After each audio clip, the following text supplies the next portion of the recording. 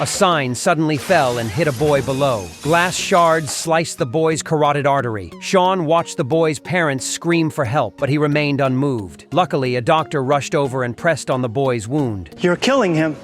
You would be in the right place if he were an adult. He's not an adult. He is a boy, which means you're also putting pressure on his trachea, which means he's not currently breathing. Sean walked over and moved the doctor's hand up slightly, and the boy immediately took a deep breath, but something still felt off to Sean. He spread out the boy's arm, and a diagram of human veins appeared before his eyes. He could instantly see that the boy's veins were dilated, his left lung was injured, and the air pressure in his chest cavity had risen. The doctor was perplexed as to why he hadn't noticed anything himself. Sean gently pressed on the boy's chest and then smiled. He loudly asked who had a knife. The onlookers were too busy taking photos with their phones to respond. Sean instructed the doctor to give the boy artificial respiration while he ran to security, asking for a knife and a 2-meter-long thin tube. As expected, the security guard wouldn't give them to him since this was at the airport. But Sean has autism and struggles with communication. He said it was a medical emergency, but his expression didn't look urgent. The guard didn't believe him at all. So when the guard turned his head, Sean grabbed the knife and ran. He was quickly tackled by airport security. Just then, the boy's mother ran over and explained the situation, and security finally released him. Sean came back with 2 bottles of high-proof alcohol and a thin tube. He poured the alcohol on the boy, the knife, the tube,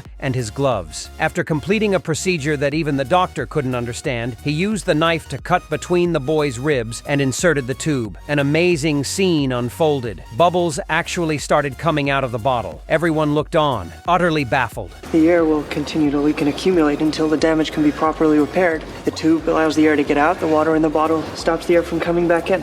As the boy began breathing again, the surrounding people applauded. He is the good Dr. Sean, about to use his skills to prove to the world that even those with autism can become doctors.